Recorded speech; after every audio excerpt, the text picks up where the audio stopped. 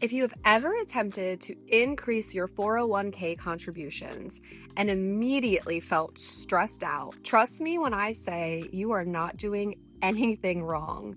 This feeling is totally normal. Most people know they should be maxing out their 401k contributions, and many of us are actively trying. But the moment you increase your contributions, your take-home pay goes down, and that can feel restrictive and difficult. What most people are missing in this equation is not more discipline, but a better understanding of how 401k taxes, limits, and contributions are all actively working together. Maxing out your 401k in 2026 does not require you to live like you're broke. What it does require, however, is for you to structure your contributions in a way that aligns with how paychecks and taxes function in real life. In this video, I'm going to walk you through exactly how to max out your 401k in 2026 in a way that is sustainable, predictable, and realistic. If you're new here, I'm Julie, your favorite finance coach. I spent 3 years in investment banking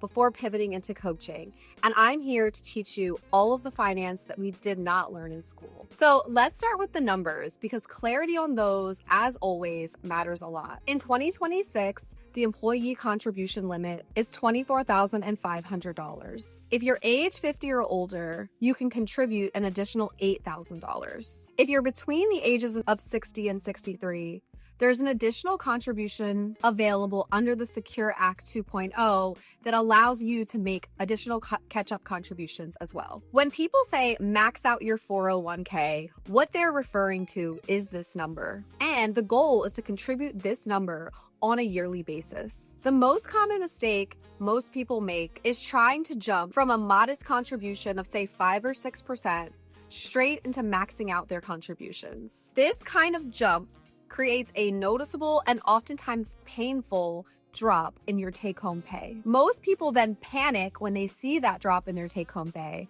and end up reducing their contributions again. The key here is to pace yourself and make gradual increases over time if possible. When increasing your 401k contributions ends up making you feel broke, it usually comes down to 3 issues. First, people think of their contributions coming directly out of their take-home pay, but actually they are coming out of your pre-tax income. Second, they try to increase their contributions way too much, way too fast. And third, people will keep their spending the same even though a reduction in their take-home pay is inevitable. The key concept here is to understand this. A 401k contribution increase should feel like a planned paycheck adjustment, not an unplanned, sudden paycheck downgrade. Most people feel like a 401k increase is a shock to their system. They increase contributions and hoping things will just adjust themselves later. But in practice, what actually happens is that approach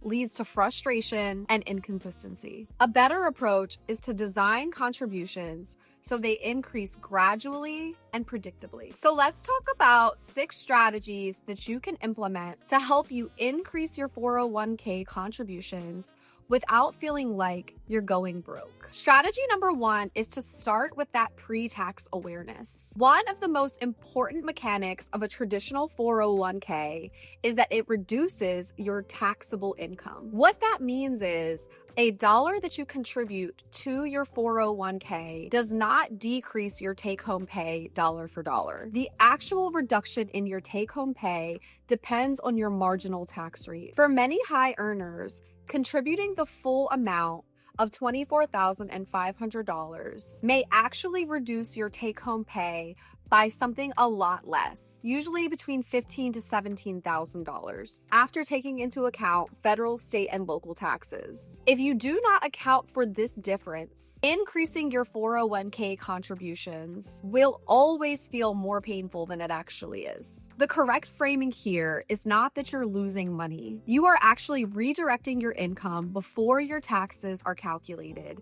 and saving money on taxes. Your paycheck will be smaller, but the reduction is often significantly less than the contribution amount. The second strategy is to use raises and any bonuses as an opportunity to increase your contributions. One of the most effective ways to increase 401k contributions without feeling financially stressed is to tie the increases in the contributions to increases in your income. Instead of adjusting your contributions randomly throughout the year, increase them when you receive a raise, bonus, or a promotion. For example, if your income increases by 6%, you might increase your contributions by 4 or 5%. Your take-home pay will still increase, just not by the full amount of the raise or promotion. Over time, what this does is it allows your contributions to increase steadily without creating sudden paycheck shocks. Another benefit to doing this is it also prevents these increases in your income from leading to lifestyle inflation. This approach works because it allows your spending habits to adjust gradually instead of all at once. The third strategy that you can use is to front load or backload your contributions intentionally. Many people set a contribution limit and then never revisit it. In 2026, being intentional about your contribution timing matters. There are two common approaches: front loading and backloading. Front loading means contributing more earlier in the year. This allows your money to be invested sooner, but it will require planning and preparation for a decrease in your take-home pay during the time in which you're implementing this. Backloading means starting with a lower contribution amount and increasing it gradually or maybe suddenly all at once at the end of the year. This is often easier for people who need that psychological reassurance that their money isn't disappearing on them. It also works really well for people with variable incomes or who own their own businesses, and for people who receive large bonuses toward the end of the year. The important part here is that you choose your contribution timing deliberately. If you front load too aggressively in the beginning of the year and you're unable to sustain it, you may end up stopping your contributions altogether. And if you plan on backloading your contributions, but then the end of the year comes and you've forgotten, you may end up missing out on contributions that you could have made and missing the annual limit. Both of these outcomes are avoidable with a simple plan, and both can be helpful to match your contributions with your income fluctuations. Strategy number 4 is to understand your employer match. When employer match rules are misunderstood, they can cost you real money. Make sure you know whether your employer matches paycheck by paycheck or offers an annual true-up at the end of or the beginning of the next year. If your employer does not true up and you end up front-loading in the beginning of the year, you may miss employer contributions toward the end of the year. Maxing out your 401k without receiving the employer match is one of the most common and one of the most expensive mistakes that people tend to make. Always confirm with your employer how your match works before setting up your contributions. Strategy number 5 is understanding and taking full advantage of both traditional and Roth accounts and knowing the paycheck impact of each. Traditional and Roth 401k contributions affect cash flow differently. Traditional contributions reduce your taxable income and generally result in a smaller reduction in your take-home pay. Roth contributions are made after tax and result in a larger immediate paycheck reduction. There is no universally correct option, and most people choose to contribute to both. For people focused on maximizing their contributions with minimal impact to their take-home pay, they usually start with the traditional option and then layer in the Roth strategy later. The biggest mistake you can make here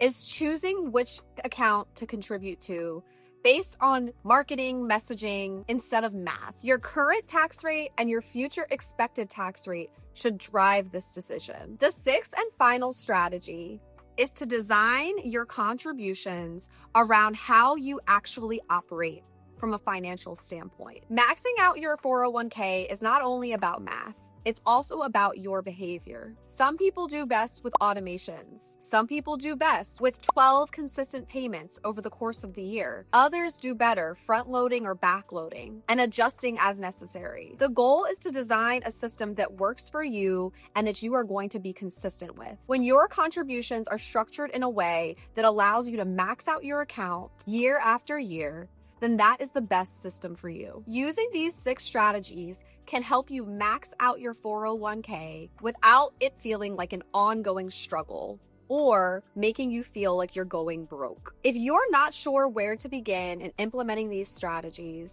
I'm currently accepting a limited number of people into my group coaching program. Check out my website for more information on how you can apply. Maxing out your 401k in 2026 should not require extreme discipline or sacrifice, and it should not negatively impact your quality of life. What it does require, however, is an understanding of the rules, planning your contribution timing appropriately, and structuring your increases realistically. If you found this video helpful, please share it with someone else that you think may benefit from it. And if you'd like to see more videos just like this one, please like this video and subscribe to my channel. Thank you guys so much for watching, and I'll see you in my next video.